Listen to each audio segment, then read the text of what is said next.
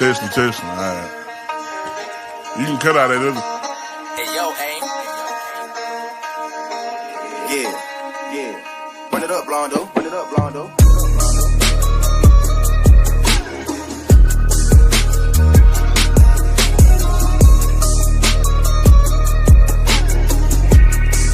Hey, see y'all from Texas, where we sit riding swangers and put diamonds in our.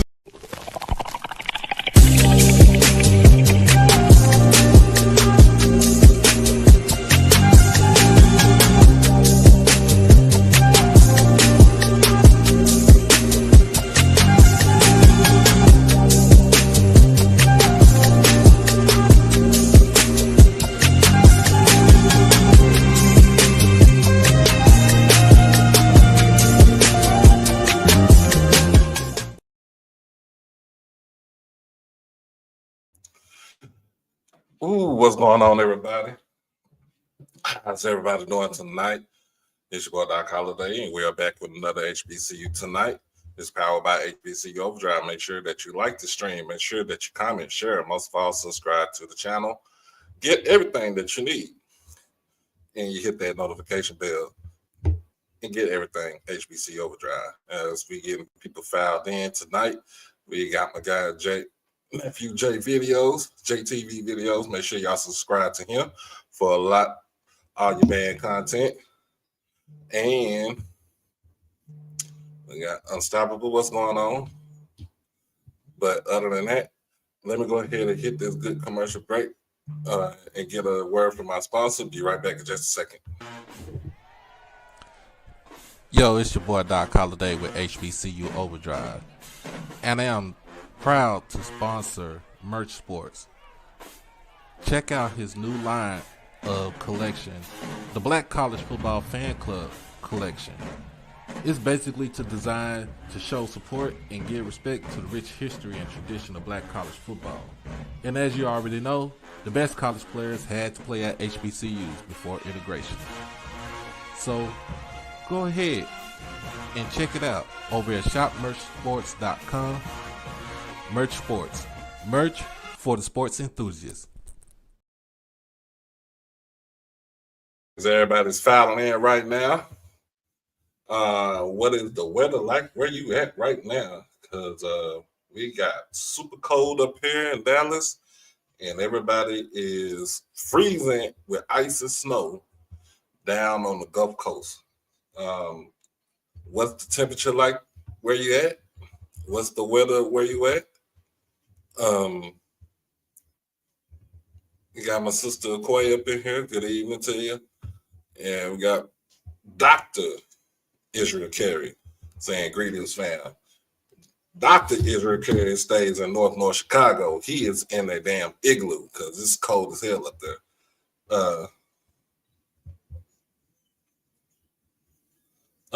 And we got Mr. Tasha saying good evening all. So Columbia got snow, a lot of snow and cold. Yeah, it's super cold, low 20s.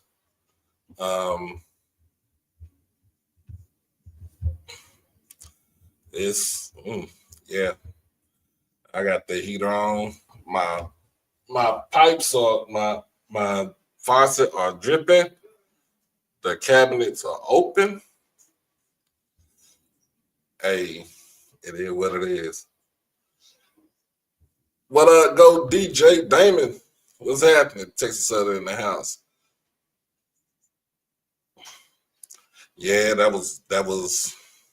Yeah, we're gonna talk about that game right there because I got some thoughts about that game right there. But other than that, we are in the presence in the house of Overdrive. So let's go ahead and get this thing going. And always hit that like button. Hit the like button. It's 39 folks in here. You know, we broadcast live between YouTube and Twitter. So all my folks that's on Twitter, hit that follow button and then hit that subscribe button on the YouTube channel. So let's get at least 30 likes right now if we can. Let's get 30 likes right now. We got Miss Mary down there in Miami in the 305. How you doing? But let's get into it. We got HBCU basketball. And the game that everybody kind of wanted to talk about was yesterday down in Houston, Texas. Down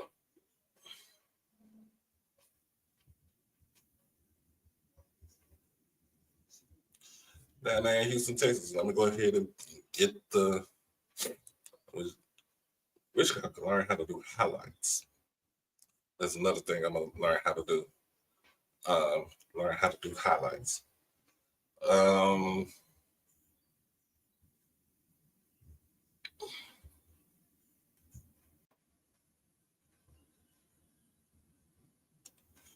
Monday. All right. So yesterday, Texas Southern takes 8-point victory over Jackson State, 81-73. Alcorn defeats Prairie View, 78-70 down there in Prairie View, Texas. Florida A&M defeats Mississippi Valley by 30, 83-53. And Bethune-Cookman takes care of Arkansas Pine Bluff, 73-64. But let's talk about this game right here. Jackson State, Texas Southern. Let's go ahead and get into the box scores because that's what I'm want to look at right there. Jackson State, we shot 37% from the field, 42% surprisingly from the 3-point line, and we shot 78% from the free throw line. We grabbed 39 rebounds, where 26 were defensive and 13 was offensive. Had 7 steals, 12 assists, and 2 blocks. Leading scorer for the Jackson State Tigers yesterday was Dorian McMillan and Jamie Mitchell Jr., both with 19 apiece. Shannon Grant put in double figures. 15 points, but a good whopping 8 rebounds and a block and an assist to add to the stat sheet. And Deshaun Ruffin with 10 points, 6 rebounds, 3 assists, 2 steals. Also with 2 turnovers. Other than that, no other player from Jackson State was in double figures, and we were playing without Romello Mansell. I like what we have with our team. I do like what we have with our team, and this was a hard-fought game all the way down towards the end. For Texas Southern, Kavion McClain, 5'10" junior guard out of Memphis, Tennessee, with 20 points last night, 4 rebounds, 3 assists, 3 steals, and 3 turnovers to go along with to fill up the stat sheet. Mr. Posey, Dwayne Posey, also 6'7" silky wingman out of Memphis, Tennessee, also with 15 points and 6 rebounds. And Jalen Weisinger, let me get that correct. 6-foot guard out of Houston, Texas, with 10 points, 4 rebounds, 1 assist, 1 steal, and 1 turnover. This game went down to the wire till we had to foul. Jackson State had to foul. Texas Southern was shooting 41% from the field, 39% from 3-point range, and a whopping 82% from the free throw line.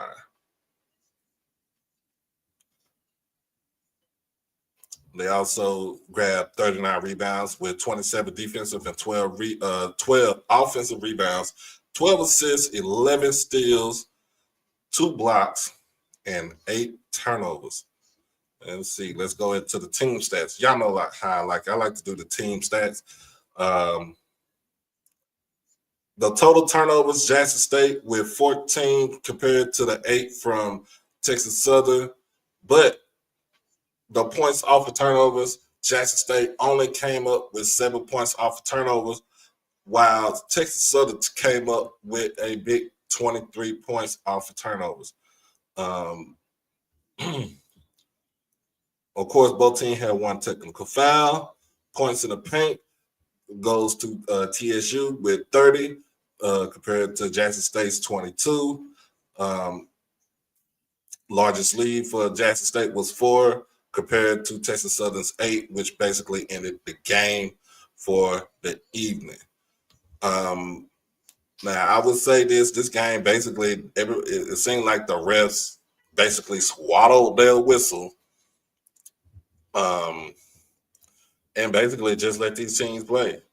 But if you see the disparaging, well, not disparaging, but if you see the free throw attempts, 27 compared to the 23 that Jackson State took, this could have been a close game. But other than that, we go back into the drawing board, coming off a 4-game winning streak.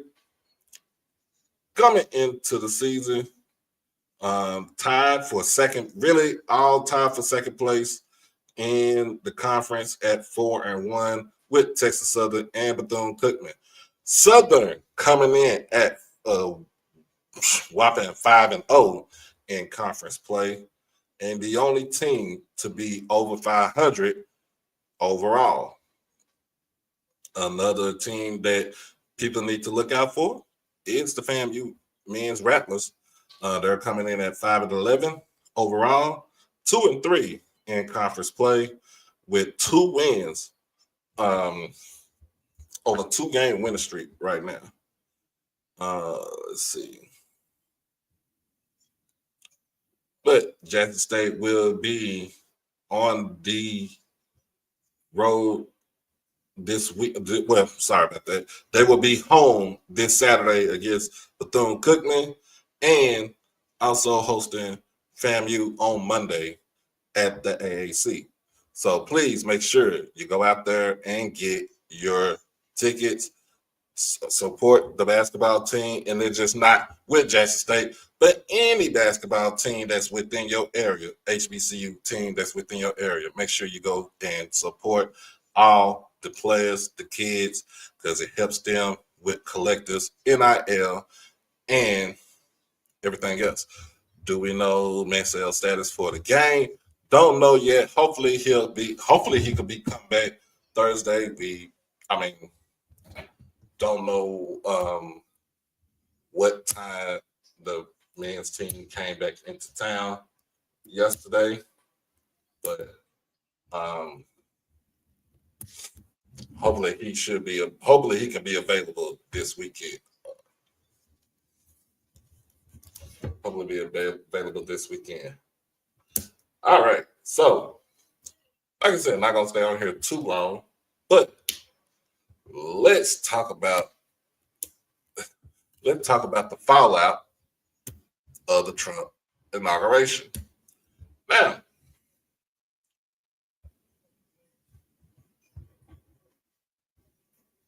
Now, because of inclement weather, the weather basically, it was too cold to have a parade outside. They moved the parade to the inside of the Capital One Center. That is where the Washington Wizards and the Georgetown Hoyas, where they play basketball at. Like I said, I did not watch the inauguration, and a lot of us didn't watch the inauguration until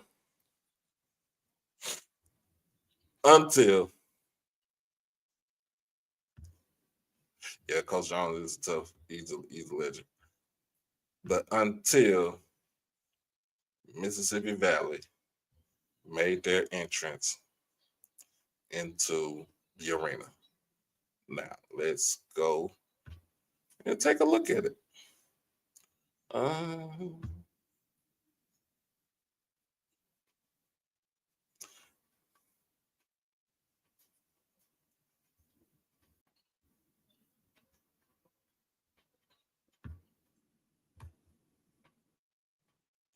Let's take a look at this.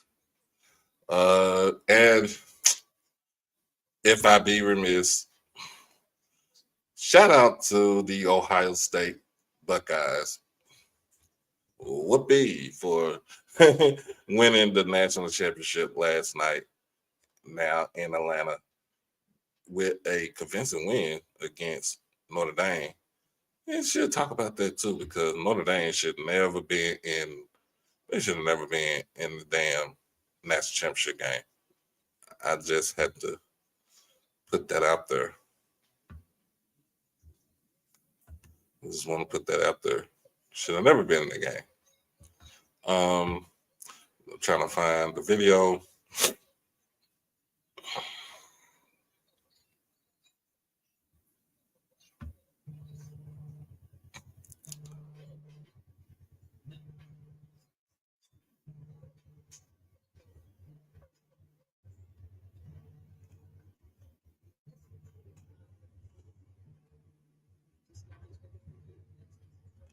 All right, here we go.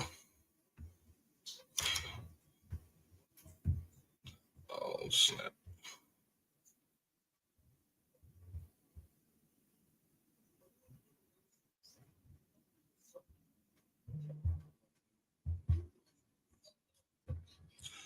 Okay. Let me put this out there.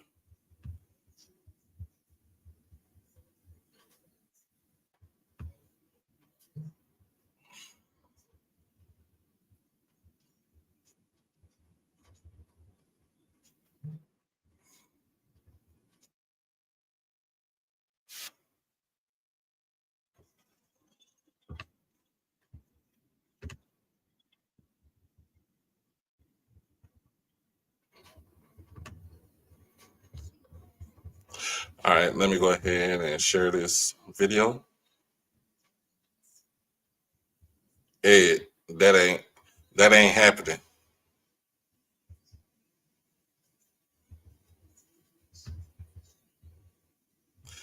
I ain't telling Michael Parsons to join the dang on Ravens. Why would I do that?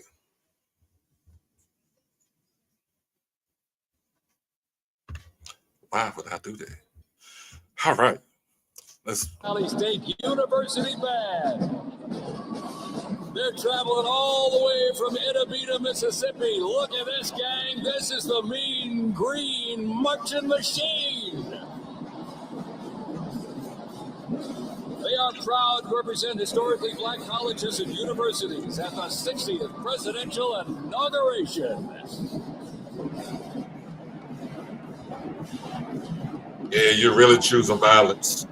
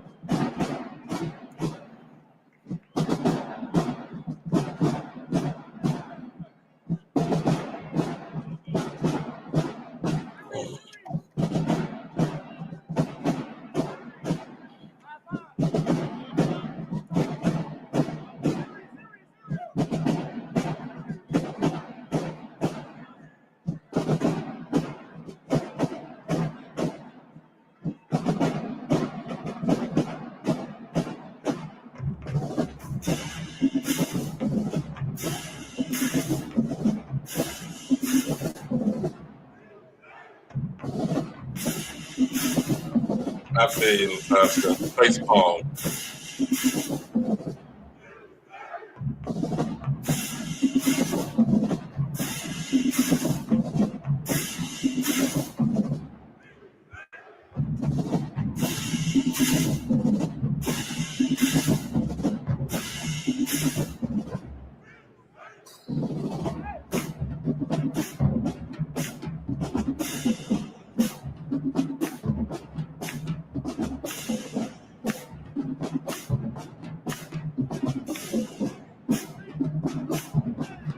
All right, I'm gonna move it on to.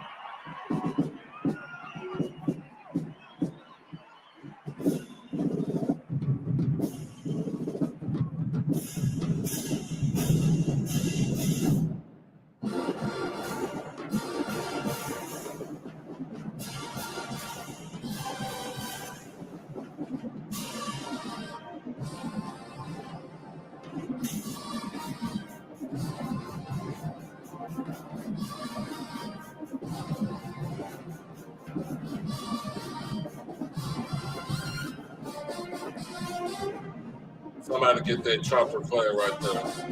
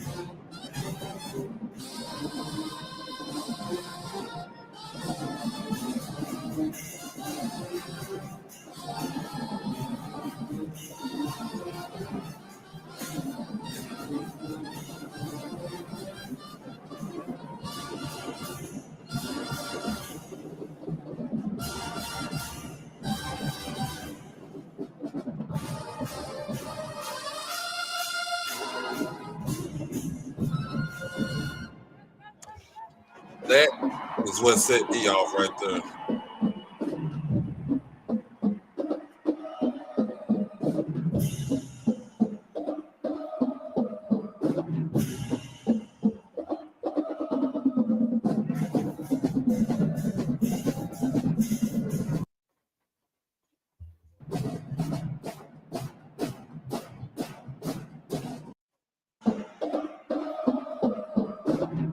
And then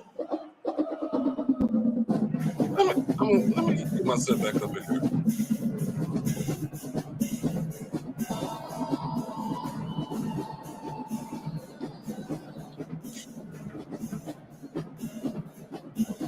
I'm trying to figure out what was.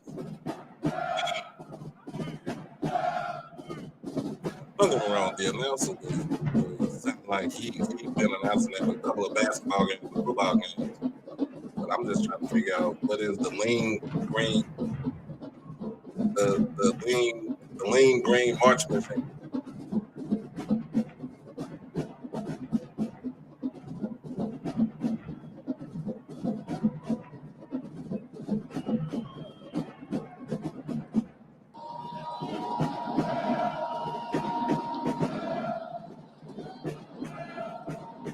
If you were counting, close to 300 from the Mississippi Valley State University Band.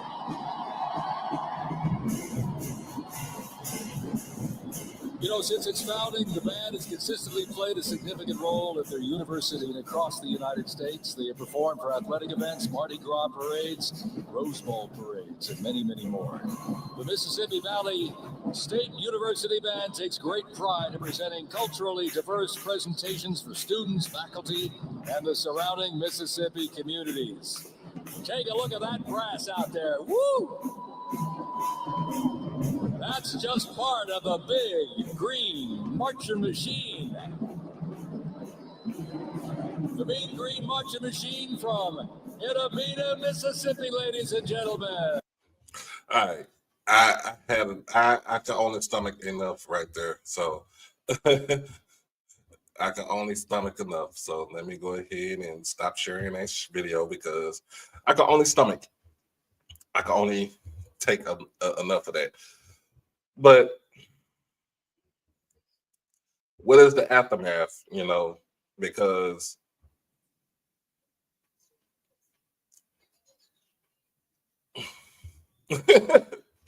no, you good. I got you.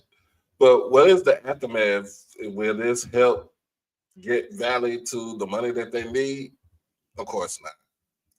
Because at the end of the day, Tate Reeves and his cronies in the state capitol are only going to be looking out for their own interests. And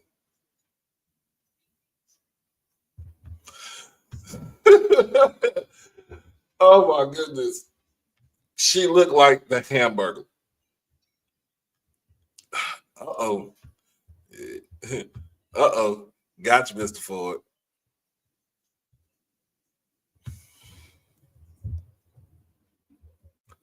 Yeah, I know he about to say something. Go ahead.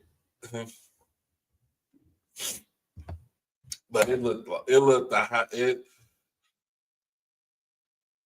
coming into the arena, you know, it was all right. You know, the Satin Dolls had on the fur coat. Of course, it was cold outside. You know, they had the fur coats on.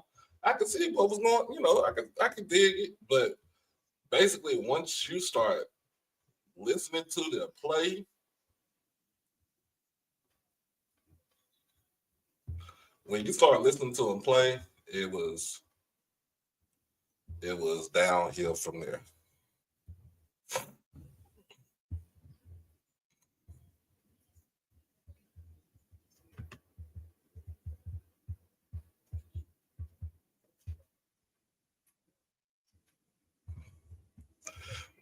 I'm sorry. Why would I salute that? Why would I salute you making a fool out of yourself? And then looking on these, you know, the people who actually, you know, they recorded it, put their spin on it, Killer Kev, Brian Glass, that's where I got it from.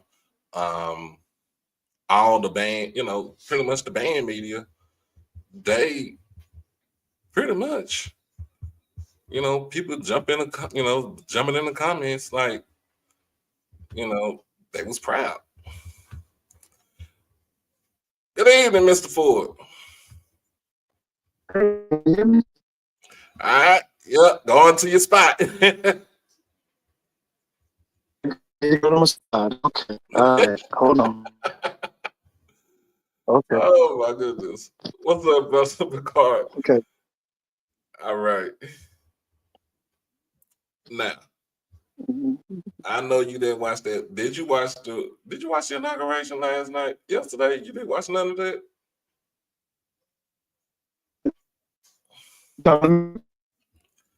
Yeah. You still choppy. Yeah, I watched. You watched some of it? I watched Come on, that. Brother Picard. You watched it? I did not watch it last night. I did not watch any of your stuff yesterday. I got to work and I was listening to the Sonic Boom on Apple Music and pretty much doing the truck. That was it. I did not watch it. The only time I seen it was when people were saying like they was giving their opinion about the band, and I had to see for myself. And I'm the register like, this is a hot ass mess. This is a hot ass mess. All right, Whitley. Little Ohio State won last night.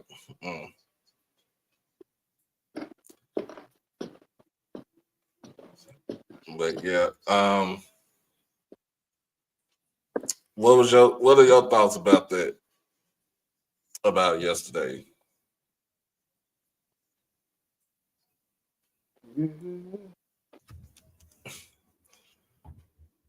Okay.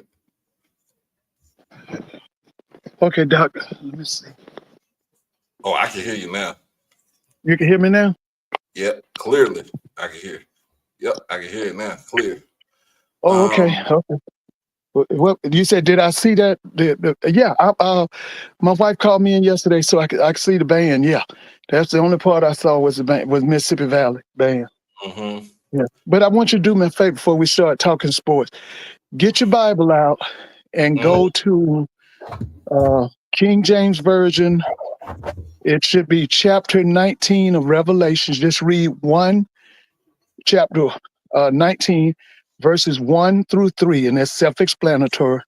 And then you'll realize, well, we didn't have to worry about Trump and none of that stuff he's talking about. And nothing he does. Let's see. Hey, Miss Whitley on here? Yep, she on here. Hey, Miss Whitley, congratulations. She throwing it in our face right now. Yeah, them Buckeyes, baby. I see why y'all went and got that guy's name is Chip Kelly, isn't it? Isn't it Chip Kelly? Yep. Yeah, Chip did it. He showed his behind last night now. Now you said Revelation 1. It's Revelation 19. And it's verses 1, 2, and 3. Just read that. All right. Songs of deliverance. And after these things, I heard a great voice of much people in heaven saying, Hallelujah, salvation and glory, and honor and power unto the Lord our God. For true and righteous are his judgments, for he hath judged the great whore, which did corrupt the earth with her fornication, and hath avenged the blood of his servants at her hand.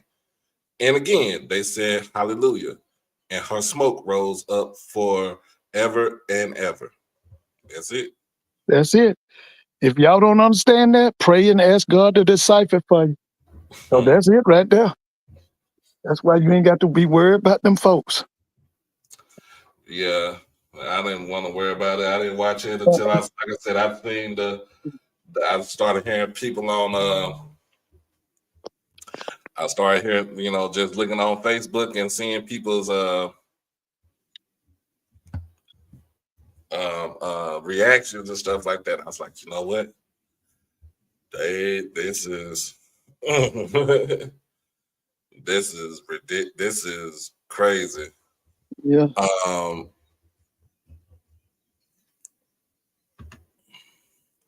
This is crazy. Oh. And I did miss I was supposed to see it. I missed the Jackson State, Texas Southern. It was aired over in Atlanta, but I thought it was a night game, and I found out it was at 4 o'clock. Or was it 3 o'clock or 4 o'clock? 3 o'clock. Well, 3 o'clock our time. Well, it was televised over here. It was televised. Yeah, they pushed it up because of the weather. Yeah, I missed it. And when I saw the stats, the first thing I said was what you talked about, was that the kid from California was not in the stat sheet, and I said, I wonder what happened. I think he got kicked in the. It was like he got kicked in the leg in the last game. Okay, yeah, because that was the first thing I looked for was, I always look to see did he get a double or a triple-double, because he's that kind of athlete. He can get double figures scoring, double figures rebound, he can get double figures blocks, and he can get double figures assists, because he can pass the ball and he can handle it. Mm-hmm. Yeah, because I told Mr. Bone, to me, I still think they underutilizing him. I think so. Yeah, because that guy, man, you could do a lot with him, man. Yeah, Shannon Grant came into his own yesterday. He had 15 points and 8 rebounds. Almost ripped down the goal on the dunk. Right. Look, that's 6'11", 290 pounds. Them stanchions ain't built like that. Yeah. So now, who's it next up for Jackson? Is it in Jackson?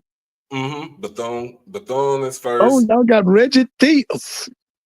Listen, Doc, I don't know. I think I told you, man. When I was the first time I saw Reggie Theus, I was in high school. Man, he was so bad. He played for Jerry Tartanian at UNLV. Man, he was a 6'7", 6'8" guard. He was the truth, man. Reggie Theus was the truth, man. He played. I'm trying to think who else was with him. It was Sutton. I don't know. The guys. One guy was named Sutton Sam Smith, Tony Smith, Robert Smith, Larry Moffitt, Glenn Gondrzak. They had a big old dude went to the Houston Rockets. He was a center. That was Larry Moffitt. Okay. Eddie Owens. Eddie Owens was on that team too. Gondrzak went to the Knicks. Sutton Sam Smith came to the Hawks. Oh man, Reggie got drafted by the Chicago Bulls, and he turned Chicago out, man. Yep. So, look, he'll be here. He'll be here Saturday. And what'd you say their record is? What's Bethune's SWAC record so far? I think they're 4-1 in the SWAC. Oh, Bethune is 4-1. Mm-hmm. Oh man. Okay.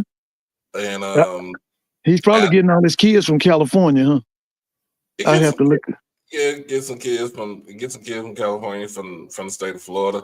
Oh, okay. And then on Monday we play FAMU in Jackson. Ooh. So we get our first look at Patrick Crary and his team. Yeah. Now, didn't Southern dog them out last week or the week? Didn't Southern beat them up pretty good? Southern men. Yeah. Yeah, that's what I thought. No, Southern. Because, some people saying that's the class of the SWAC this year. It's supposed to be them Southern Jags, baby. Mm-hmm. His name is Coach. What's Coach's name? Jones? What's Coach's name? I think it's Coach Jones. Coach Jones, yeah. Came to them from who? Where was he before he came to Southern? You know what? I didn't even think about that. Hey, you Southern people, where did you get your basketball coach from? Yeah, they got Jaguars. They got snowed today too. Hey, you Jaguars, where did your coach come from? Your basketball coach. Where did you get him from? He's doing a great job too. I know with FAMU, they are on a 2-game winning streak right now. Oh, that is. He came from, thank you, Jeremiah. Say he came from Tulane. He was at Tulane. Oh, yeah. I know the guy that's at the head coach at Tulane, he was here in Atlanta. He was at Georgia State. Yeah. Rod. He had a son, went to the Celtics or somebody. Yeah, Rob Hunter. Yeah. He was here at Georgia State. Okay. Yeah. So he was head coach at Tulane? Yeah, he's head coach at Tulane. Yeah. Okay. So Coach Jones, I guess, worked under him. He was Okay. one of his assistants. Yeah. Yeah, he was at Georgia State. He did very well over at Georgia State. All right. Yeah. So yeah, we that was one of the things, and then after the inauguration, before the inauguration, they started signing all these executive orders. Well, you knew that was coming. He had already. You knew that was coming. Yeah, you knew that was coming. Yeah, he gonna do what he's supposed to do. You know what he want to do. He's not the puppet master. He's the puppet. Yeah, there you go. You know what he want to do. Yeah, but his biggest thing is now that Steve Bannon and Elon Musk want to kill each other. They hate each other. Oh, well. Yeah. Let's see who go at it. Yeah, see, that's white folks versus white folks. That's all right though. Steve Bannon been in the penitentiary, so yeah, that's what I'm saying. Steve Bannon hates Elon Musk, and Elon Musk hates him too. Sure. Yeah. Now it's gonna be a fundamental clash between old Trump supporters and new ones now. Oh yeah, yeah. Like I said, it's gonna be white folks versus white folks. Yeah. And look, you ain't gonna get no 600. You ain't gonna get no stimulus check. I think we finished paying the stimulus. I think we finished paying the stimulus check from the COVID. But they're not gonna give us no stimulus check because the simple fact that a lot of people don't want their states and cities to shut down like it did last time. A lot of businesses lost money.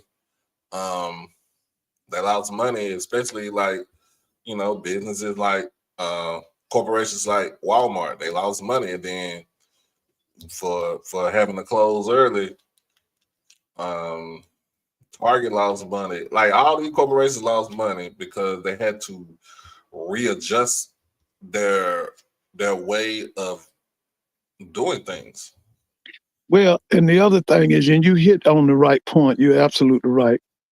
According to the prognosticators who watch in the country, they are saying that a new pandemic is on the way, and that's going to be a major fight because these small companies have already said if a pandemic comes, they're not closing down because they know that if they close down, they're going to be homeless.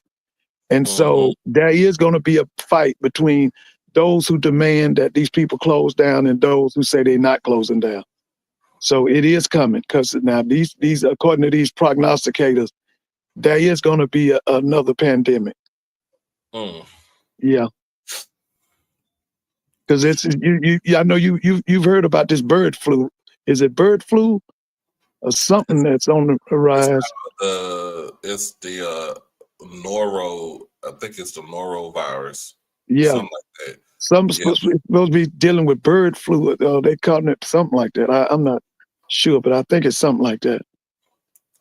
Yeah, I don't know what that is, and the way it sounds, I don't want to catch it. Don't need to. Yeah, it's gonna be terrible. I'm already feeling terrible right now because I'm already feeling bad. My body has been aching all day. Hey, have you taken your castor? I've taken ibuprofen to get my fever down, to break my fever. Yeah. So I think I'll be fine. I got electrolyte. I got some Pedialyte. I got my orange juice. I'm gonna make some soup and everything, but I got my crackers. Yeah. What up, the car? What's going on, man? What's going on? What's up? Man, y'all snowed in Atlanta. No, not where I'm at. Ain't no. It snowed for about 48 minutes and melted as soon as it hit. Well, I am in Cobb County. Ain't nothing over here. But Mr. Ford, you're right. It is a bird flu. That's why when you go to the stores, it's not as many chicken. So they say it's a bird flu. Yeah. That's the reason. And I know a lot of people that's the reason the price of exceeded. But the bird flu, they say, is getting worse. It's been going on now for a while.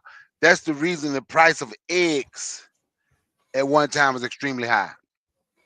It was because of the bird flu. But now they say it's coming back. And you know, this dude done signed an executive order to take you out of the World Health Organization.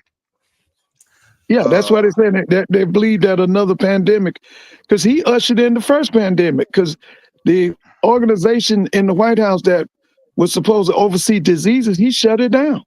Yep, and he also was given the playbook by Obama, but he But didn't yeah, want to do that because of the fact it was like basically what it was saying is, I'm not taking nothing from this nigga right here.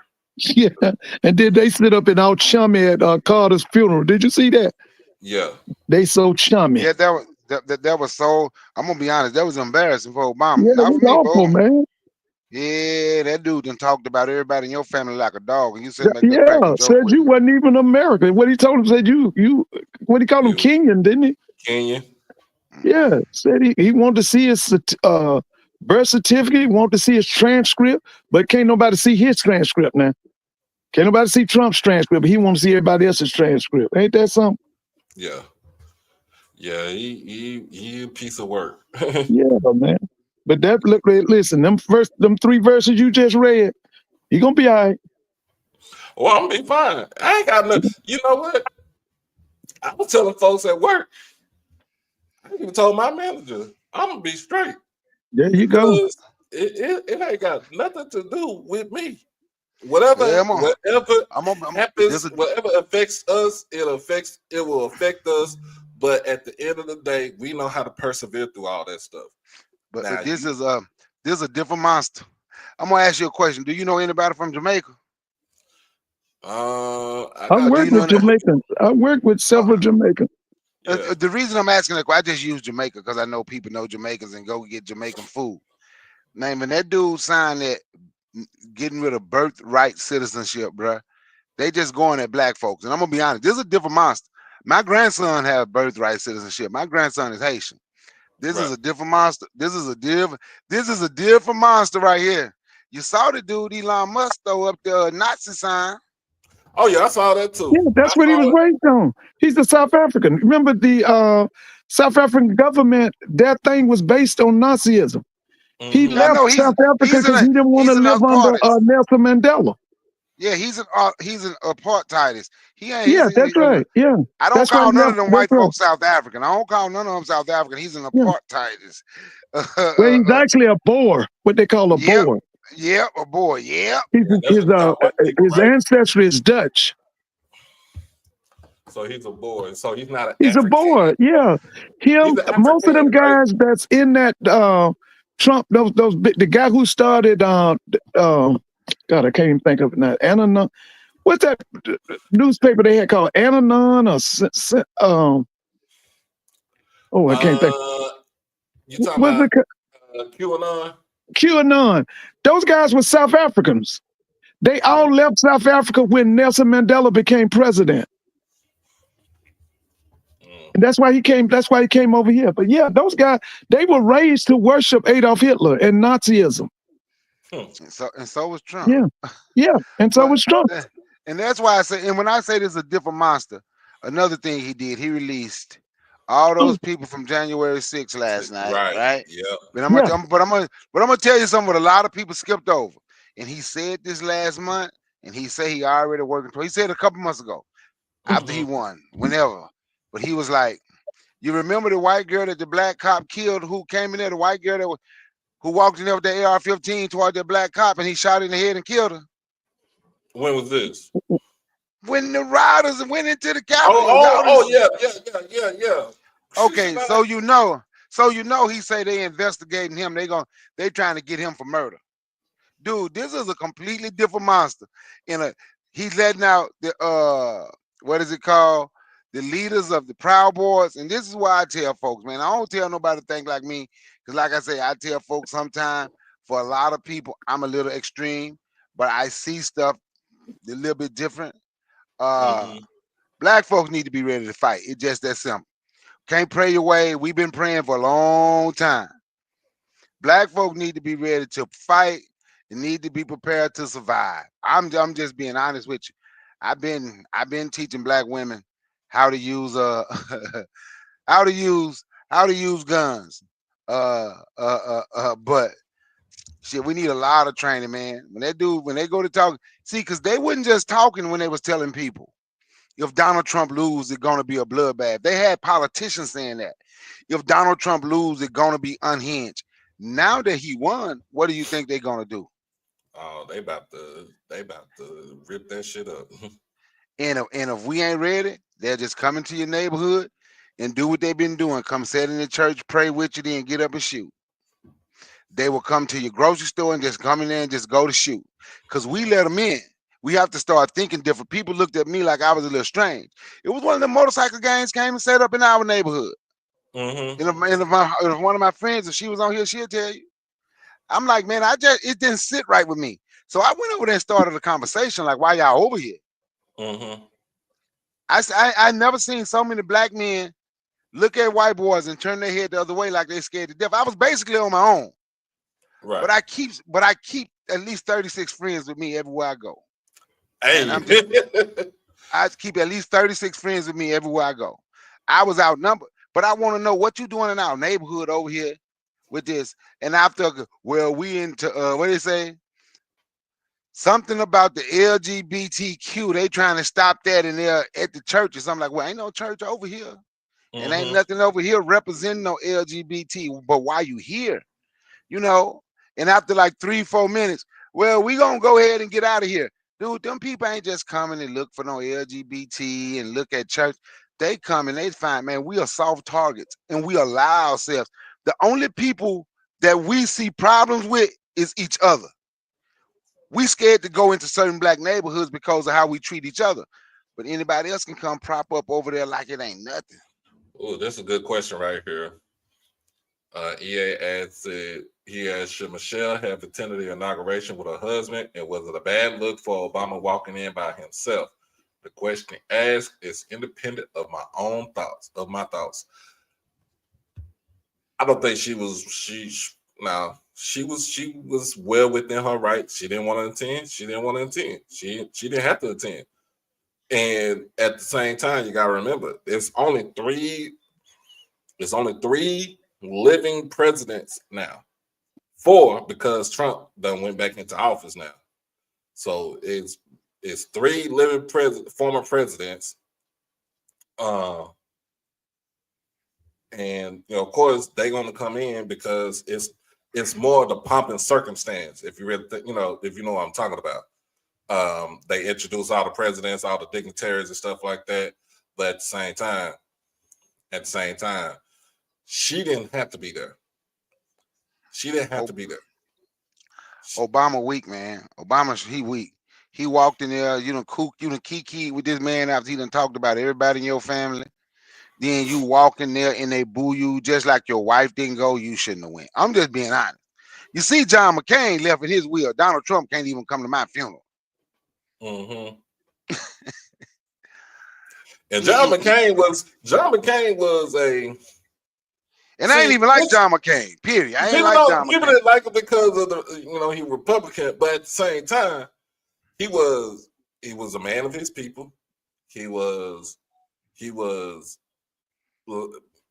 soft spoken, but he cared about his country. I'm gonna tell you why I ain't like him. You got your reasons. Arizona was the last state to accept Martin Luther King Day. Yep. John McCain was the reason they was the last state. Look it up. He was the reason. And the only reason they allowed it to become the MLK holiday because the NFL threatened not to ever have another Super Bowl in Arizona.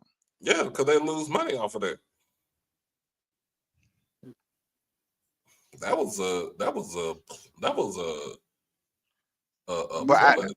But I did respect the fact that he stood up to somebody. Seemed like everybody in politics bend the knee to. Right. Like, you get what I'm saying? Like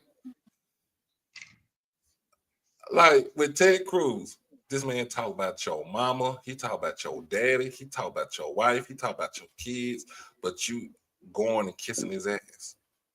You being a bootlicker. You know what I'm saying? Like Mitch McConnell, the same thing. He talk bad about you. He talk like about you like a dog. but you kissing his ass. Lindsey Graham, same thing.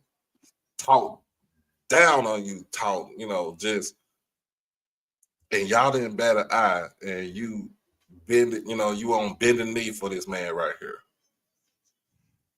Because the way it's looking, he wants to, it seems like he wants to be king. And we had, that's the reason why back in the 1700s you overthrew a whole government, because you didn't want to be ruled by a king. But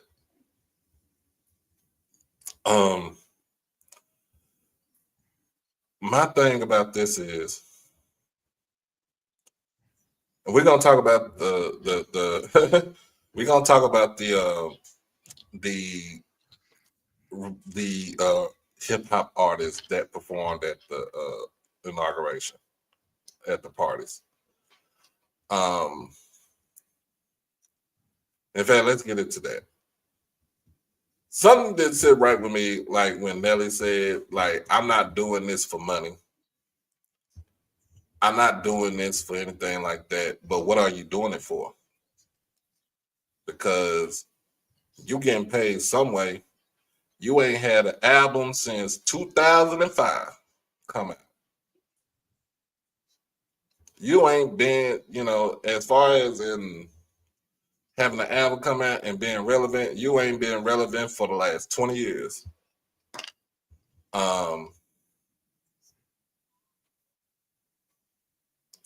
The same with Snoop.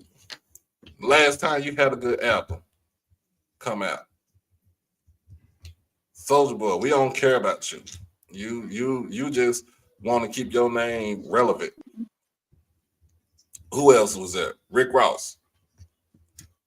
Rick Ross, we know what you about. We know what you about. But at the same time, and that's another thing. Yeah, he said that Trump not racist. Come on, man. That was Nelly. That was Nelly. That was Nelly.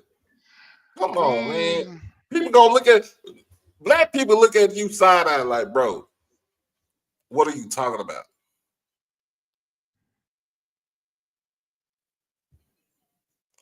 What are you talking about? Of course, he had a college bowl after him, but at the same time, what has he done since whenever?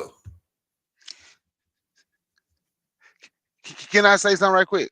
Go ahead. A lot of people have a YouTube degree and ain't looked up nothing else. Somebody said on YouTube and they run with it, right? Mm-hmm. So I'm gonna show you something that a whole lot of people say, and I'm gonna tell you, it's something that I said before. Right. So I hold myself, but what I did was I had to go back and start remembering, and I had to start studying. Nelly wanted to talk about the 1994 crime bill. See, let me show you what brought in the 1994 crime bill. Go ahead. What brought in the 1994 crime bill was when Ronald Reagan was in office, and they created the war on drugs. He did. See, it was hand in hand, but everybody would assume. See, black people.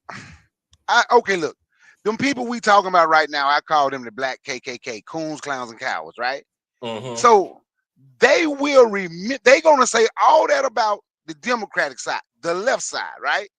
They're gonna talk about black people who will, because we so disrespectful to one another, who will vote a Democrat, right? Mm-hmm. But they are gonna forget, and the other side, and they can get a pass for everything they do because they know that other side will come see you. They know Donald Trump ain't playing when he say he want to put his military in Chicago, Atlanta, DC, Dallas, and Philadelphia. Yes, of course. He just naming the 4 cities. He said any city where there's a black population, even a city small as Jackson, right? Yeah. Where there's a black population, what he's saying, he can get violent with them and rough them up, and that will get them in order. See, we haven't punished nobody yet. We don't turn people off when they treat us bad. So Nelly, Snoop, Rick Ross, the fan Soulja Boy got, and anybody else and any of them other black dudes or these black people on social media that propping up Trump, any of these, they know they can prop up Trump. They know they can be disrespectful to black folks because they're gonna say we black and we supposed to stick together. Mm-hmm. But then you get to a point like me, like I've been doing this my whole life. You made your decision. You chose to ride with the Klan. You black, I'm black, but we ain't sticking together. Right. And it just, and I mean, but that's the biggest thing that, like, and they don't want to talk about that. Ronald Reagan, because see, they don't want to talk about that because I'm gonna tell you right now, Ronald Reagan also gave people government cheese. Trump gonna give you some. Trump gonna give Trump cheese. They're gonna be back. We're gonna be back in line waiting for some cheese. Yeah. And the thing and the narrative is like, well, this is what look what I gave to the blacks. Look, this is what I gave to the blacks. I did this for the blacks, knowing that you're doing it for yourself and you really don't care. But at the same time, the way we got to do it, the way you do it, live your life, and you got, I'm gonna be armed. I ain't gonna lie to you. I'm gonna be armed. Strap up. Because now, if you really think about it, one of the things that he did sign was, and I don't know if it's just true or not, but they're gonna be doing roundups. ICE, Border Patrol. From what I heard, they're supposed to be here in Dallas. They're gonna be doing roundups to check to see if anybody is illegal. Basically, come in your house. Don't matter if you were born here, if you're a dreamer and was born here, but your people weren't born here. Guess what? It's the same thing that they did in Germany, in Nazi Germany. It's the, concentration camps, right? They went before. I think I don't know if we had talked about this, but when Nazi Germany went into the houses of the Jewish people in Germany, it took them out, and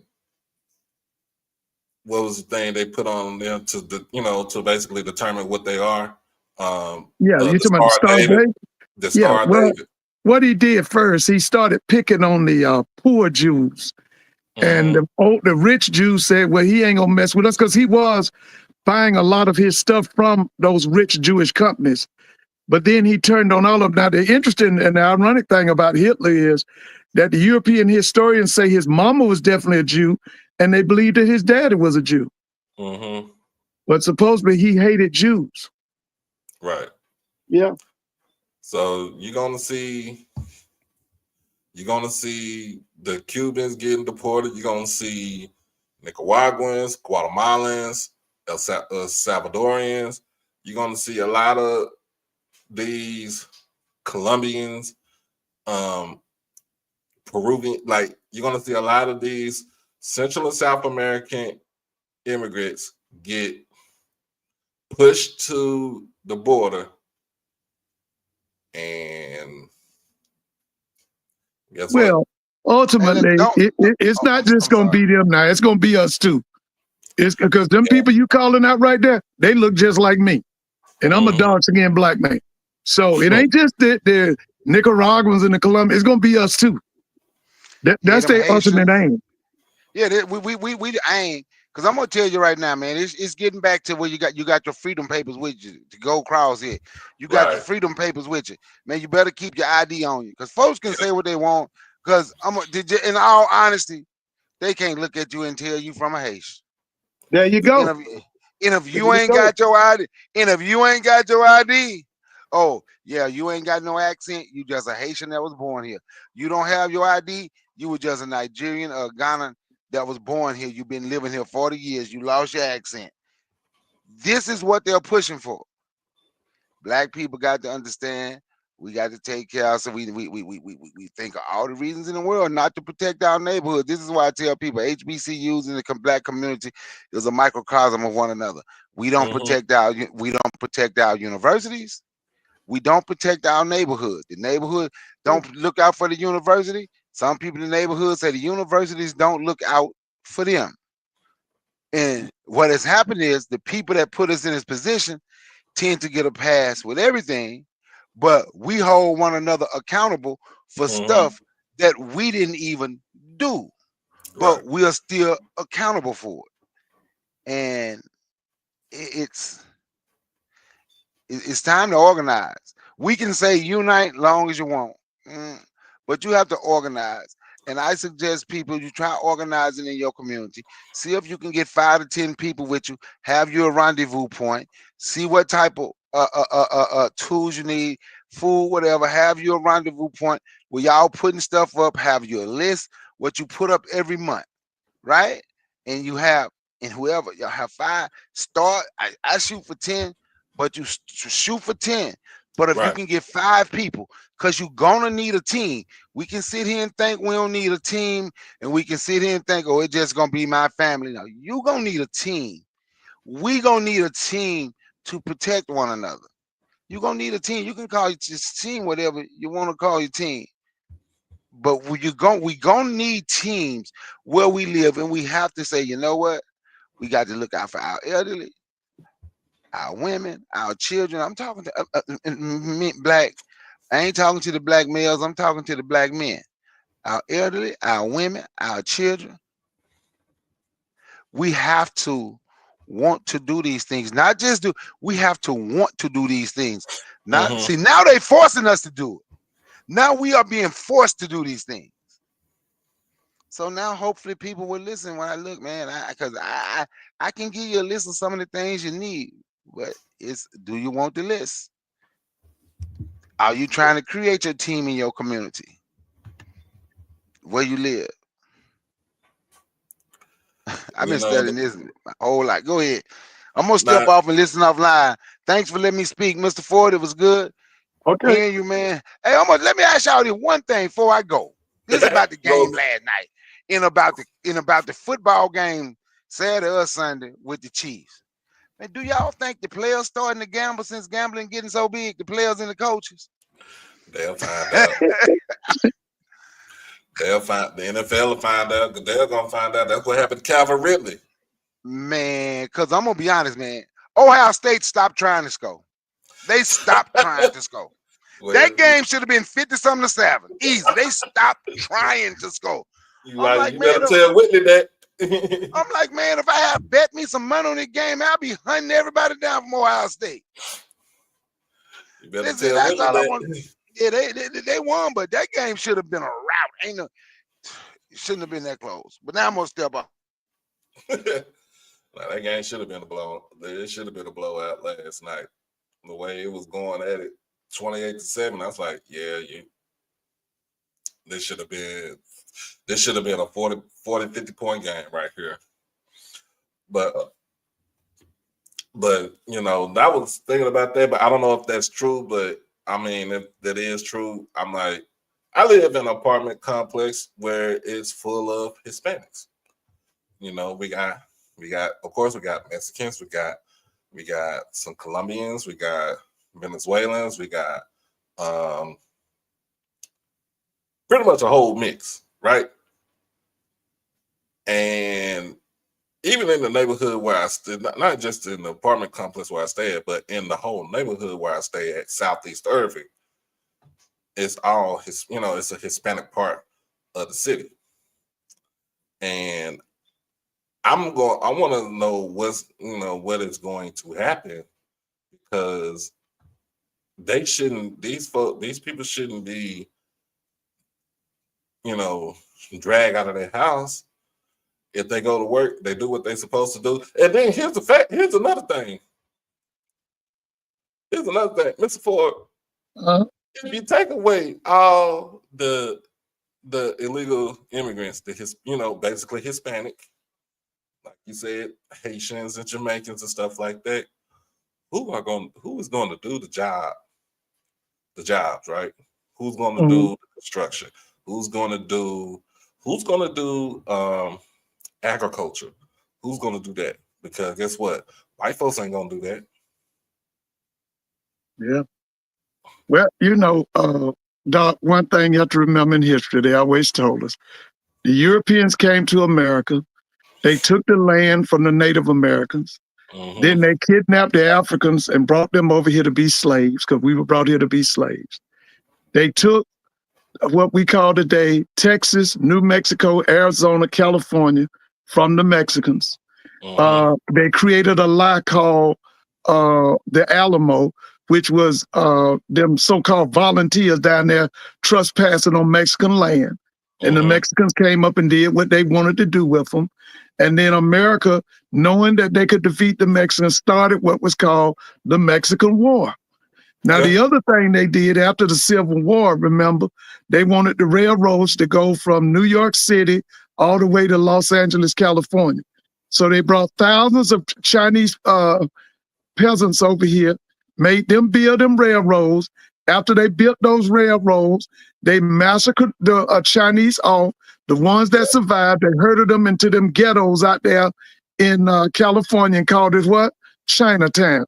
So what I'm trying to get you to understand is that this country was built on the backs of Native Americans, so-called black men, women, and children, and so-called Hispanics, men, women, and children.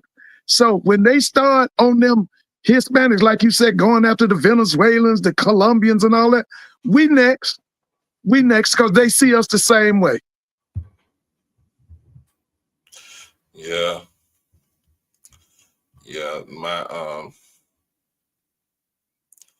we talked about, you know, living in Texas. If you got to go through Texas history, they talk about the Alamo. They was down there. That they took. Actually, Colorado belonged to Mexico. We don't talk about that. But the main ones that they know they took from the Mexican was Texas, California, New Mexico, and Arizona. When you go into California, everything has a Mexican name. True. Everything got a Mexican name. That was their land. This whole country was taken. They came in and took this land. And then they got the layer to call somebody an alien and an illegal immigrant. What about when they came over here and took this stuff from the Indians? What were they? And said they created Thanksgiving and gave. And some of them will tell you what they was actually celebrating. They was actually celebrating a massacring of Native Americans. They thought they killed thousands of them. That's why some people call it Thanksgiving, because that's what they were celebrating. It wasn't no talking about some bringing Native Americans and the colonists together. That's a lie. They were celebrating the killing of them people. Yep, all this sitting on stolen land. Yeah. And everything that we said, everything that we're talking about is the truth. Yeah. But see, people don't want to listen to the truth. People, you know, the main thing, what was the thing that they used to say? If you want to hide something from a black person and keep them dumb, put it in a book. Yeah. They feel like 9 times out of 10, we're not going to read it.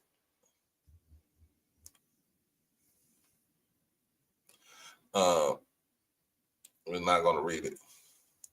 So now the other thing that we have to keep in consideration too now is that these Caucasian people fear the future. And the reason they fear the future is something that the scriptures tell you. The scriptures say, as you have done unto others, so shall it be done to you. The scriptures also say, if you have led people into slavery, you will be a slave. And so they led us into slavery. So according to the Bible, if they led us into slavery, eventually they're going to be what? Slaves. That's what they worried about. That's why when you listen to the people you want to listen to right now, them white people that's telling the truth. One's Tim Wise. He's telling you how they fear the future. The other one is that guy, Richard Wolff. Wolff says the American empire's over. He's talking. If you get on YouTube, look up this guy, Richard Wolff, and all that stuff he's telling them. He knows this stuff is over. They're gonna have civil war here.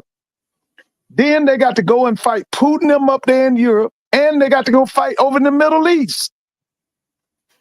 Then they got to go and fight the Chinese over there in the Pacific Rim. Yeah. Too many beds that they done lied in. Listen, man. They know what's up. That's why I had you to read them 3 verses right there. Like I said, if you don't understand it, you need to pray for decipher. But if you know what them 3, matter of fact, I'm gonna ask you, read them again. Read them 3 verses again. That's the 19th chapter of Revelation. And if you don't know who that's talking about, I'm sorry, hey, too bad. Read them 3 verses again. All right. It's songs of deliverance. And after these things, I heard a great voice of much people in heaven saying, Hallelujah, salvation and glory and honor and power unto the Lord our God, for true and righteous are his judgments, for he hath judged the great whore, which did corrupt the earth with her fornication, and hath avenged the blood of his servants at her hand. Again and again, they said, Hallelujah, and her smoke rose up forever and ever. Okay. And then if One thing you got to remember, like I'll tell you this, and I told Mr. Mona this. Trump is not the top of the Caucasian race. Nah. The top people in the Caucasian race is what we call the banking families. Right. That's the Rockefellers. That's the Rothschild. That's the Mellons. That's the DuPont. He is a puppet. That's why every chance he got to hand that microphone to Elon Musk, because Elon Musk paid $377 million for him to be president again. He's a puppet. He's a distraction. Okay, he's the ruling class tells him what to do. Because you remember Huey P. Newton? Yeah. Huey P. Newton always said, politicians are professional liars. He said, whatever way the wind blows, that's where they go. Yeah. Always remember that. Politicians are professional liars. I remember the day that it was so crazy. I remember the day that Huey P. Newton got killed over in my neighborhood when I was staying in Oakland. Oh yeah, I remember. Yeah, I remember when Huey got killed too. But he was he was actually from Louisiana. I want to say, Monroe, wasn't they from Monroe, Louisiana? Because Bill Russell and them was from Monroe too. Bill Russell was from Monroe, Louisiana. Willis Reed, I think, was from Bastrop, Louisiana. But Willis Reed and wait a minute, let me get it right. Willis Reed and Bill Russell's I think they were cousins. And then I think you got to throw in Evan Hayes. I think Evan Hayes was in their family. I'm not sure. I'd have to look that up. But I think Evan Hayes was in their family too. Yeah.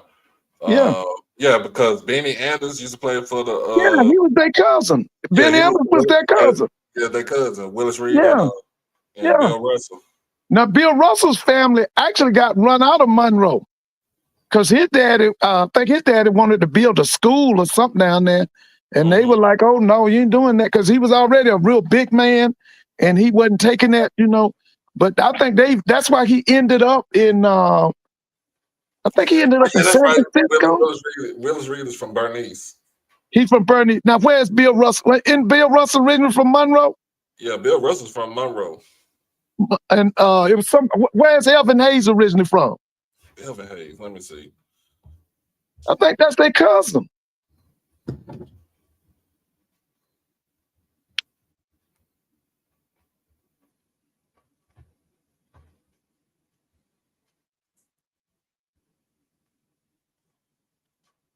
Man, he's still alive. Yeah, he's still, He's from Rayville. Rayville is down the road outside of Monroe. Right. Yeah, Rayville got that big prison, I think. Rayville got that big prison. It's a lot of athletes that come out of Rayville, too. Yeah, Bill Russell from Monroe, Evan Hayes from Rayville. And you said Willis Reed is from Bernice? Yeah, Bernice. Bernice, okay. Yeah, because I think I know that Willis Reed and Bill Russell were cousins. I got a question for you. EA said, as many believe Deuteronomy 28 is being played out Oh, without concerning a doubt. God's Yeah. people Yeah. being dispersed throughout the world, and the Oh, yeah. ramifications stated. Oh, yeah. Without a doubt.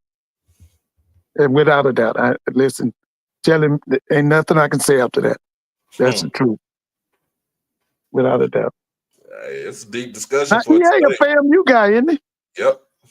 Listen, I talked to I call him Mr. FAMU. I saw him today at Publix. I was giving him food. What's it? Bobby Swoops. I talked to Swoops today. He had an interesting take. We talked about the SWAC, the MVSU, and all of that. I was asking him. Okay, he's kind of like me. He's very critical of Mr. Grant. The guy that's over. Yeah. He like me. We very critical. Bruh Grant. Okay. But yeah, I saw Swoops today. I saw him at Publix. He said, y'all bringing in a lot of big time players at Tallahassee, man. He told me that a lot of kids who are in other states have decided to come back home. A lot of kids from Florida and the Tallahassee area who are in other states, they're coming back to FAMU. I said, okay, I'm looking forward to seeing them. So he told me that y'all doing really well with your recruiting right now.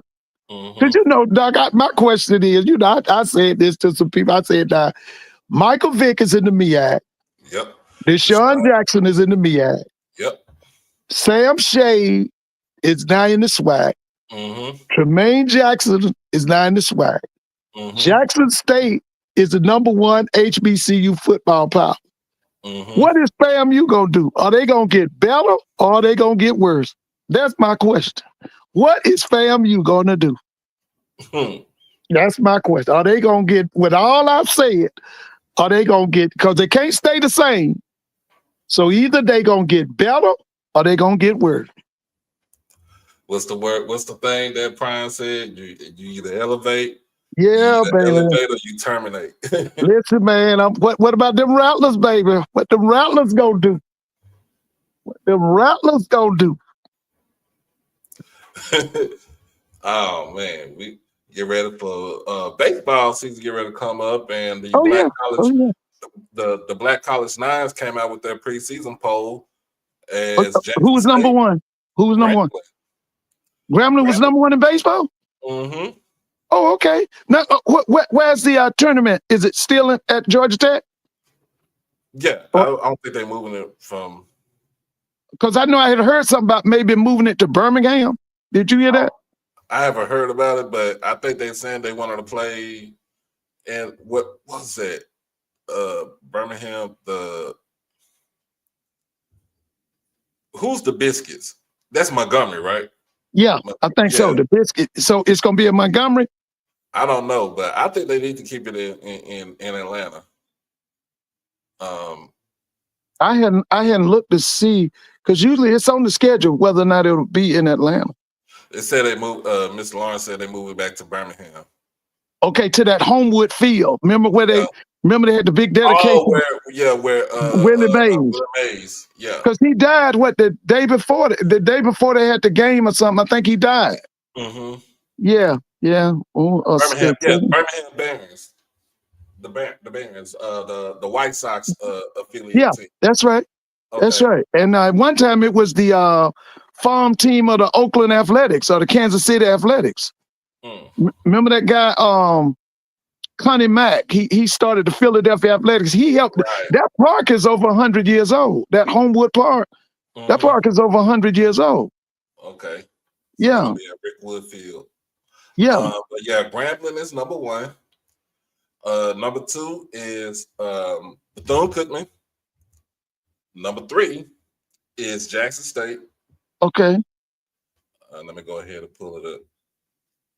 Number four, it's a lot of MEAC. It's a lot of SWAC teams out here because MEAC don't really have baseball like that. Yeah, what? And I got a problem with that. As bad as we need baseball players, how is it that the MEAC don't have? Because I don't think South Carolina State got a baseball team. No. And didn't Central get rid of theirs? I think they did. I think Central was doing well and got rid of it. Number 4 is Texas Southern. Oh, Number yeah. 5 is Prairie View. Right. Number 6 is FAMU. Number 7 is Alabama State. Number 8 is North Carolina A&T. Number 9 is Southern University, and number 10 is Delaware State. The only reason why they say Bethune-Cookman is number 2, because you got to realize, you got to look at what they bring, what they have on the team, and what they lost. That's the way you look at it, and then look at it how they actually finished the season, because they were a couple of hits and pitches away from playing in the SWAC championship game last season. Now, who was that? Bethune-Cookman. Yeah, Bethune is always good in baseball. Mm-hmm. They always good in baseball.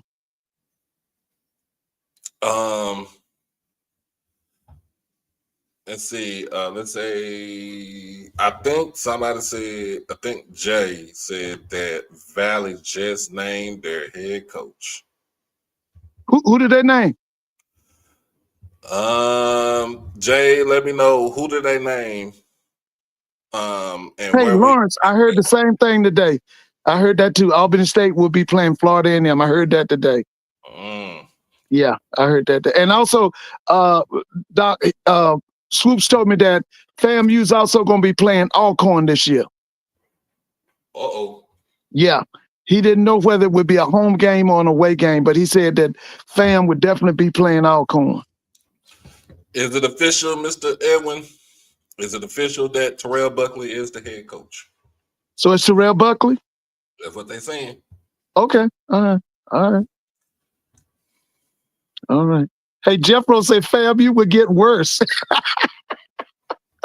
No, not the Rattlers. Not the Rattlers. He said it's official. Terrell Buckley is the head coach. Hey, you see what Mr. Jeffro said, right? Oh, yeah. The FAMU would get worse. He said it's a gold mine with terrible coaching. Lord Jesus. Ew, boy, the Rattlers, baby.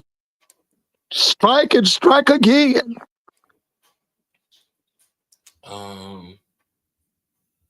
Just trying to see the.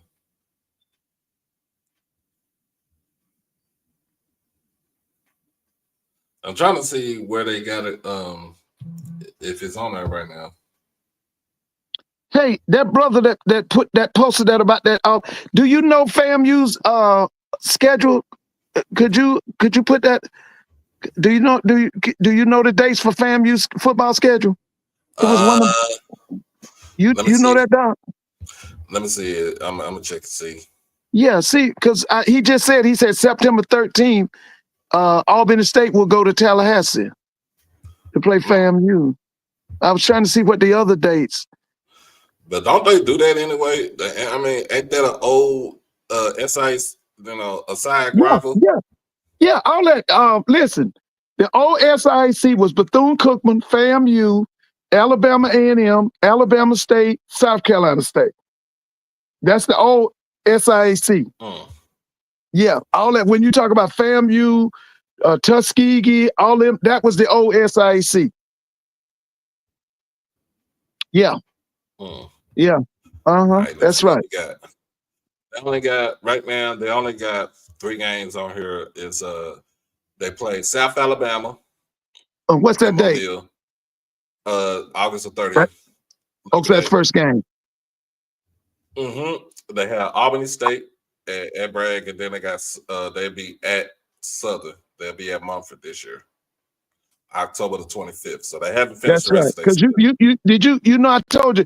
Listen, Southern University might have the best home schedule, man. If I was down there, I'd buy a season ticket. Did you see all the good games they got in Mumford this year? They got Jackson State, they got Alabama State, they got FAMU, and they got Prairie View coming to Mumford. That's got to be the best home schedule there is, man. They got all the big timers coming to Mumford Stadium this year. Ooh, it's gonna be some. Yeah, they got Jackson Company. That's a packed house. Yeah, because they got their schedule out already. Yeah, I just saw the home schedule. But see, my thing is, that's going to be a good crowd for Alabama State. Jackson going to be a sellout. Fam going to be a good crowd. And then Prairie View's going to be a sellout. They're going to make some money, man. Yep. And if they... But I ain't listen now. You know how I am. Let me go and say this again to them Southern people. You don't have an offensive coordinator. Okay? You got a running back coach being the offensive coordinator. You can't win the SWAC like that. All right. So they got part of their schedule out. So they are in the MEAC SWAC challenge this season. Yeah, that's right. They're coming to Atlanta. Oh, I hope I'm going to go see them Jags, man. So Lord, let them go. Yeah. That's August the 23rd. Yeah. Of course, you said they got Bama State at home. Yeah. They're on the road playing. They're going to San Fernando Valley to play That's Fresno State. Yeah, Fresno State. So they will be in California. We already know they'll probably hang 50 on them. Yeah, bro. Maybe more. Yeah, Fresno, something else. Yeah, Jackson State at What's home. that date? What's that date at Jackson State? What's that date? September the 27th. Oh, yeah, that's going to be nice. That's going to be a nice game. PV at home on October 8th. That's going to be a biggie. Them folk from Prairie View coming to throw the gauntlet on them, baby. You know Tremaine coming in there. He going to come in there bad, man. He going to come in there raw, baby. He going to let them know y'all can't have the West no more. It's over. Fam, they're going to be there on October the 25th and November the 15th. Texas Southern make their way to. That's what I forgot. Texas Southern. Mm-hmm. So they got 5 or 6 home games. They have 5 home games this year. Oh, man. Listen, man. If I could buy that season ticket, I would. If That's I lived down there, I'd buy that. They got Grambling in the Dome for the Bayou Classic. So the rest of the schedule, they'll be on the road. So they'll be at Pine Bluff this year. They will be Alcorn. They will be on the road at Alcorn. That's Southern. Yeah, that's okay. Southern. Okay. So they'll be on the road at Alcorn. Okay. I think they had Alabama A&M again this year, and they will be on the road in Huntsville. Okay, right. Or wait a minute. Wasn't they on the road last? Did they play Alabama A&M in Huntsville already?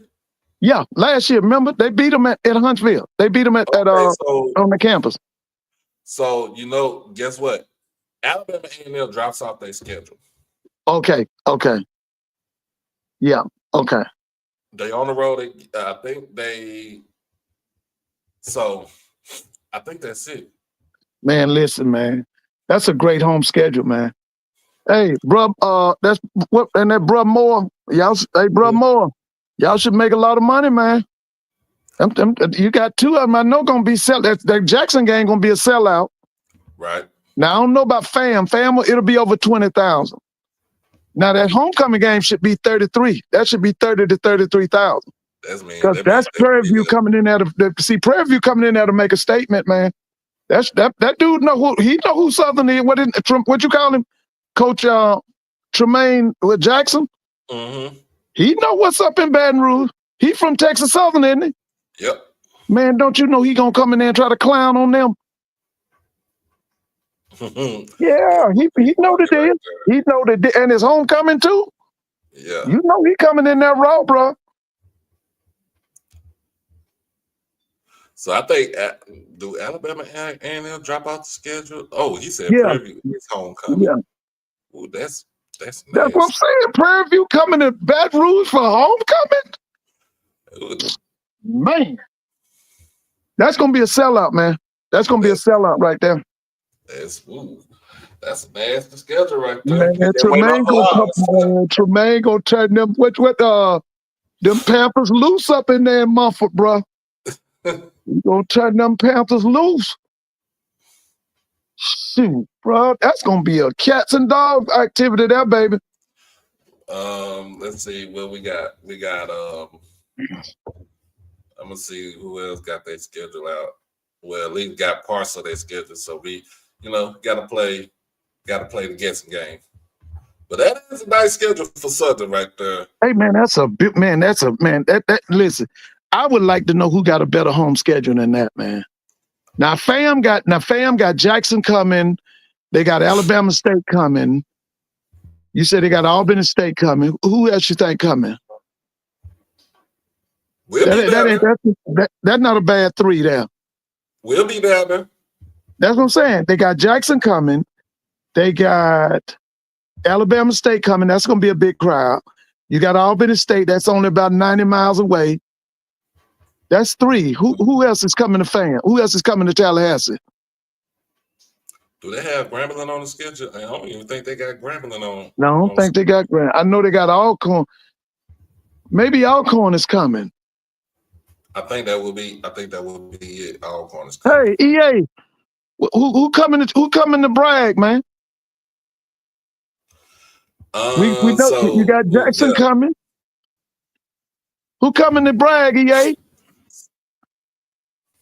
So Prairie View got their schedule. I think they got this is the whole schedule right here. No, you got Prairie View schedule? Yep, I got Prairie View schedule right now. Man, blow it up. Let me hear it. Hear it. August the 30th, Labor Day Classic down there at the Shell against Texas Southern. That's in Prairie View? No, that's in Houston. Oh, in Houston. Okay. They was in Prairie View last season. Okay. September the 6th. This is the inaugural season for Rio Grande Valley, UTRGV, the Vaqueros. They will play at Panther Stadium. Okay. The first game. That is the Vaqueros. This team has been funded immensely by University of Texas. Okay. Let's see. They got Rice, September the 13th. Okay. Of course, they'll be down at Rice Stadium. Right. Yeah. Rice Stadium. And then they host Northwestern State in Prairie View, September the 20th. How did Northwestern do last year? Were they a winning team or losing team? They was the middle of the road team. Okay. Of course, State Fair Classic, September. Oh, that's the biggie, baby. That's the biggie. Now that's a rematch from last season. Yeah, baby. That's my boy. That's my G-man. Mickey gonna we got to see what Mickey gonna do about Tremaine, bro. Tremaine, listen now, y'all ain't lit. Tremaine is bringing in some players at Prairie View now. I've been checking them out. Mm-hmm. He's sneaking in some bars now. Yeah, he bringing some bars into Prairie View, and they say he gonna bring a boatload from Valdosta State. I know he done brought their whole staff almost. Mm-hmm. They got Alcorn and Lorman, October the 4th. Oh, so they go to Lorman. Okay. They got a bye week, October the 11th. Of course, homecoming for Southern the next week, October the 18th. Right. That's gonna be a biggie, man. Prairie View's homecoming against the North American Stallions. They'll put 80 on them. They'll put 80 points on them. NAIA school. Yeah, they put 70, at least 50. Alabama State make their way to PV November the 1st. So they coming to PV. Yep. Oh boy. Alabama A&L, they'll be on the road in Huntsville. That's gonna be a battle. That's gonna be a battle. Prairie View is looking for revenge against Pine Bluff in Prairie View. And then last game of the season is against Mississippi Valley at Prairie View, Texas, November the 22nd. So they got a decent schedule. Listen, hey Doc, I'm picking him to win the West, but he can't beat Jackson yet. He can't beat Jackson yet. but he take the West from Southern. He take the West from Southern. He dug in the smoke, but Yeah, he gonna take the West now. He gonna take the West. And the way I'm looking at it, The only loss I see them having on here is that Rice game, the Rice game. Yeah. The And I Vaquero. don't, I don't count them kind of guys. I'll be looking at the SWAC game. Mm-hmm. I feel like he can't get Jackson yet. He ain't got enough manpower to get Jackson yet. Jackson 3 and 4 deep. He got to get him two more recruiting classes, maybe 3. Yeah. To get with Jackson, and it got to be good. But now, Doc, he gonna take that West, man. He gonna take that West. Tremaine, I'm gonna take that West, man. Mm-hmm. Yeah, he gonna take that West. Yeah, Northwestern State was struggling. Like I said, they canceled the season 2 seasons ago. They came back, struggled. I think they're still gonna struggle again. They might have some improvement, but I think they're gonna struggle again this coming up season.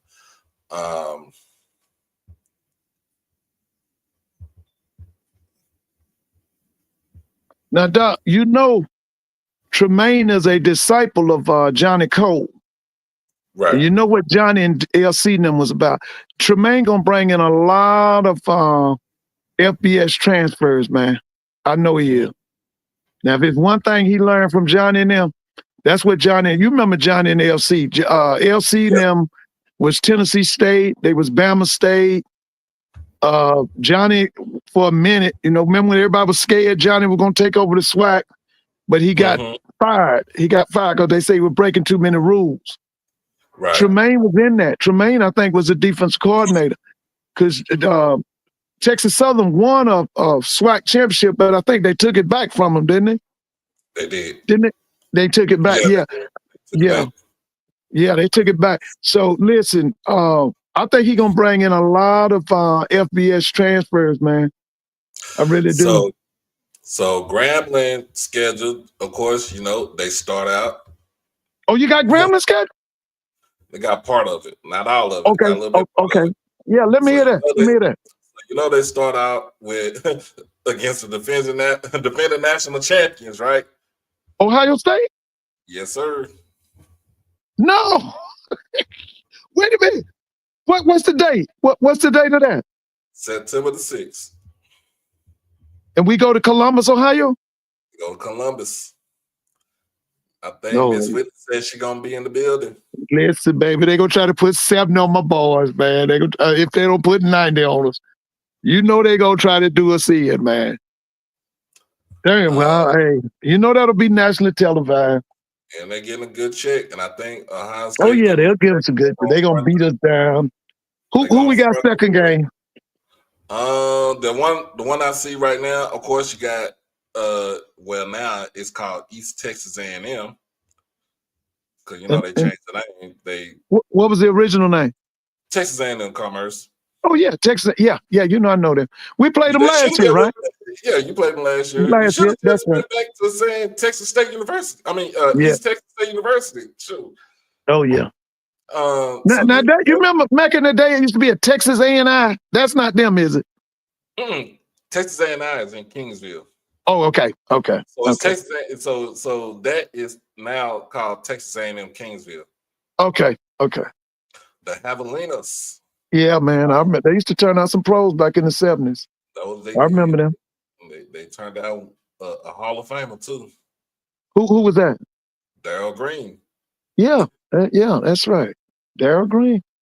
So y'all play them in Grambling, and then the rest of the schedule. There's only other 2 games they say: Prairie View, Combo, and the Superdome for the Jaguars. Oh yeah, man. That's gonna be a big game. Listen, that's gonna be a big game at the Cotton Bowl, man. That's gonna be a big game. Yeah. That's gonna be a biggie. I'm gonna be honest with you. You know what? Prairie View and Texas Southern might take over the West, man. Because I think Chris Dishman, man, I think he owns something, man. I think he owns something, man. I'm trying to watch him, but I'm definitely watching this Tremaine Jackson, man. I gotta watch him. Tremaine is, he was national Division II Coach of the Year, wasn't he?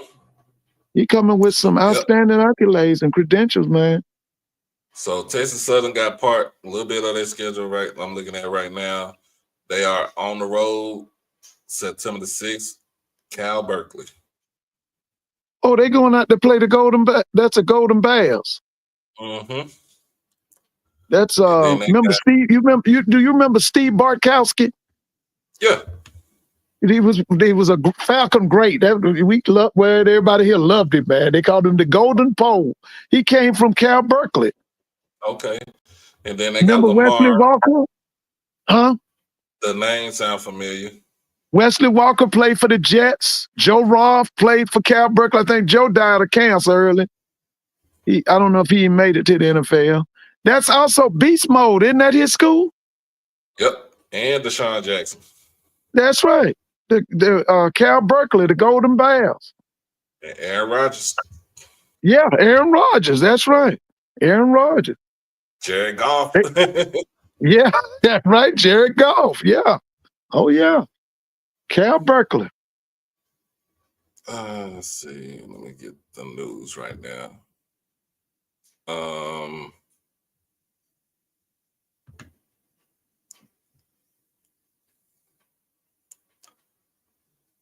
They haven't said anything about Terrell Buckley yet, but I'll probably hear something tomorrow. Yeah, we'll probably hear something tomorrow. I hope you know what? I'd like to see Terrell do well, man. Yeah, I hope the administration don't get in the damn way. Yeah. Hopefully, I'd like to see him do well, man. You know, when I was out in this SWAC, man, that was Willie Tottenham years, man. They was rolling, bro. Man, Coach Cooley, the gunslinger. Oh, yeah. I was out. That's when I was at Graham. They was tough, man. They scorched us up in that was in '84, man. They put 50 points on us we played them in Indianapolis at the it was called the Hoosier Dome, wasn't it? Yep. Man, they put 50 points on us, man. That was Jerry Rice senior year. Totten was a junior. Okay. They scorched us, man. All right, I got it. It's on Mississippi Valley's page. So okay. Terrell Buckley named as head football coach for the Mississippi Valley State University. All right. Valley is proud to announce the appointment of Terrell Buckley as new head football coach for the Delta Devils, a college football Hall of Famer, Super Bowl champion, and accomplished coach. Buckley brings a wealth of experience, passion, and a proven record of excellence to the program. Oh, yeah. Interim athletic director George Ivory stated, "We are." George Ivory's AD? For right now. The George used to be the basketball player for Coach Scribner. Mm-hmm. Yeah, I remember. I saw George play. So he said, "We're thrilled to bring Coach Buckley as the new head coach of Valley. He brings a winning mindset, a deep commitment to developing our student athletes, both on and off the field, and a vision that aligns perfectly with our program's values. Buckley, a native of Pascagoula, Mississippi, and a standout at Florida State, has spent years excelling both on the field and the sidelines." I think him and Cozy was teammates. Yeah, I'm thinking I think Cozy might be a little older, right? Is Cozy older? Or they played together? I think. We have to look that up. Yeah, let me look at that up. You might be right. You might be right. You might be right on that. I was thinking Cozy was older. But I remember Terrell was something else, man. He was something else. He was tough at Florida State too, baby.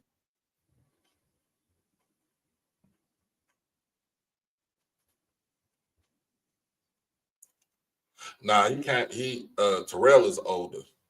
Oh, Terrell is older than Cozy? Yeah, Terrell came in and played with Terrell played with Clifton Abraham. I remember Clifton. That's your homeboy, wasn't it? Yep. He was from Dallas. Went to Tampa Bay, right?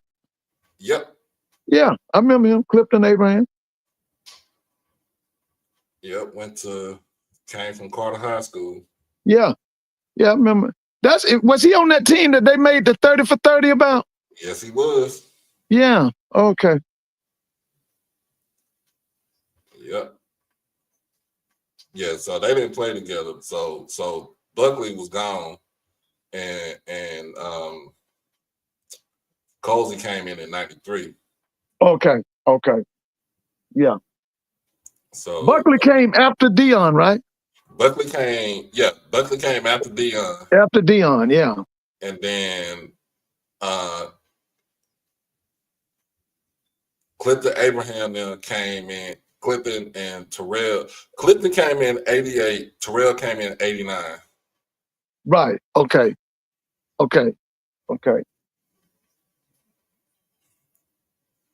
So I think this is a good one. They're gonna update his what's called on Wikipedia. Hey, Doc, you know what you got to do, right? What's that? You got to go and make that call to the conference office, man. You need to have an interview with the commissioner, man. Mm-hmm. You need to go and make that call. Go on and set it up. You need to have a interview. Ask for what you want, 20 minutes or 30? Probably a 30-minute interview. Ask for a 30-minute interview with him, man. Go ahead on and let all your folks know. You're gonna have the commission on. And then what you do, you talk to him for 30, y'all have a conversation for 30 minutes, and then you can let your people put their questions in the chat, and then you can screen it. If you don't want that question asked, you don't have to ask. You know the ones you want, but you need to go and set that up, man. Okay. Yeah, go and set that up. Go and make that call. Go and make that call. It's a guy I think says. I can't think of that guy's name. He the one run it during when they have that coaches football conference. Andrew, the associate commissioner. Yeah, because they know you. They hear you every Monday, and they know you. Mm-hmm. Yeah, go on and set that up now. Go on and get your question together, what you want to talk to them about, and go on and do that now. Mm. Yeah, go on and set that up. Huh? I will do that. Yeah, go on and do that. Go on do that. This is crazy. They said Terrell Buckley is one of only two players. The other being FAMU great Ken Riley. Ooh. 50 plus interceptions to never make a Pro Bowl. Man, listen. Doc, let me go age myself. I was a little boy, man. Ken Riley was quarterback. My mom then would take me to see Ken Riley was quarterback for FAMU, man. Mm-hmm. Yeah, he was quarterback. First time I saw him was 1968. And Ken Riley, he wore either number 2 or number 3 for FAMU. He was a quarterback. He could throw it. He was dual threat. He could throw and run. Yeah, he sure did. And when they took him to, he got drafted. It was Cincinnati Bengals. They made him a defensive back. That the old man, that man was named Paul Brown. That's right. He owned the team, and he was the coach. I think Bill Walsh was on that staff too. Yeah, but Ken Riley was quarterback for Florida A&M for Jake Gaither. Man, I saw him. Yeah, I was a little kid. I get the interview a Super Bowl champion again. Yeah, man. Hey, yeah, I'm ready for football season. Hey, man, we got now. What you gonna do on signing day? You gonna do all day, or what you gonna do? Because the signing day February 5th. Let me see what my schedule gonna look like for Right. Day. Okay. So how many more days we got to February 5th? Sure, we got.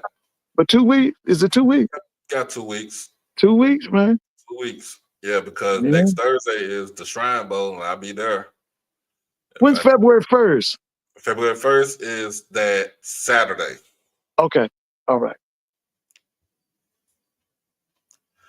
EA said he was one of the greatest human beings to meet. Yeah, he was what? EA, wasn't he a Rhodes Scholar? Or was something? Because I know he was Alpha. He was A5A, and I think he was you FAMU people. Was Ken Riley a Rhodes Scholar? That would be something to hear right there. Yeah, I'm trying to see. Was he a Rhodes Scholar? Because he was smart. He was A5A.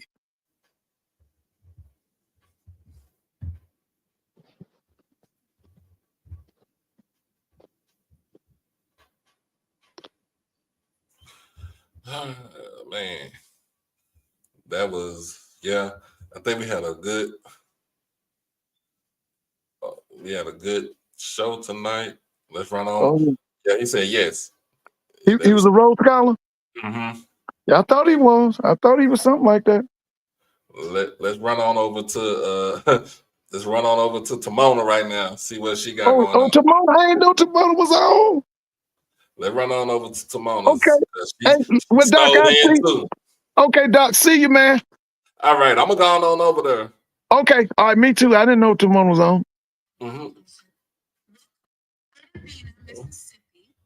All right, y'all hear on the background. So we go.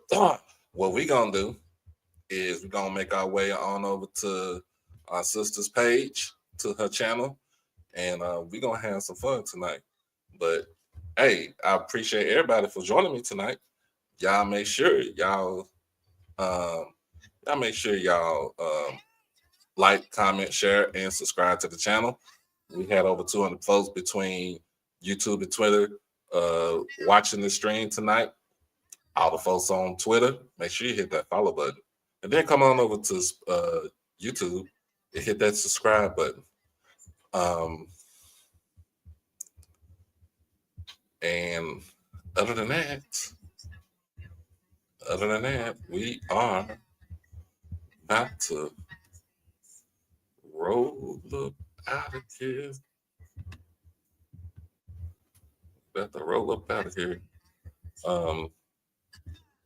Y'all be blessed. Y'all stay safe. Hug your loved ones. And y'all stay warm. I'm going to drink some stuff and get some soup and be on in just a second. Be easy. Peace.